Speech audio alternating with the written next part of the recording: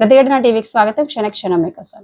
2 రోజుల్లో జూన్ నెలలోకి అడుగు పెడబోతున్నాం. అయితే సాధారణంగానే కొత్త నెల ప్రారంభం నుంచి కొన్ని కొత్త మార్పులు, నిర్ణయాలు అమల్లోకి వస్తుంటాయి. ఈ జూన్ 2025 నెల మొదటి రోజు నుంచి సైతం కొన్ని కొత్త రూల్స్ అమల్లోకి రానున్నాయి.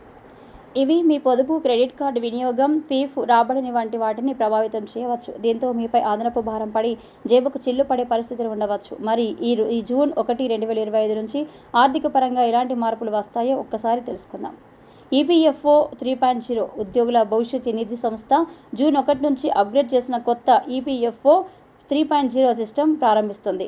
పీఎఫ్ విత్డ్రా సులభతరం చేయడం, కేవైసీ అప్డేట్లను క్రమబద్ధీకరించడం, క్లెయిమ్ ప్రాసెసింగ్ వేగవంతం చేయడం వంటివి ఈ కొత్త విధానం లక్ష్యం. అలాగే పీఎఫ్ డబ్బులను వేగంగా, సులభంగా తీసుకునేందుకు త్వరలోనే ఏటీఎం తరహా కార్డులు జారీ చేయనున్నట్టు తెలుస్తుంది. Kotak Mahindra bank credit card యూజర్లకు షాక్ తగలనుంది. జూన్ 1 నుంచి కీలక మార్పులు అమలవుతున్నాయి.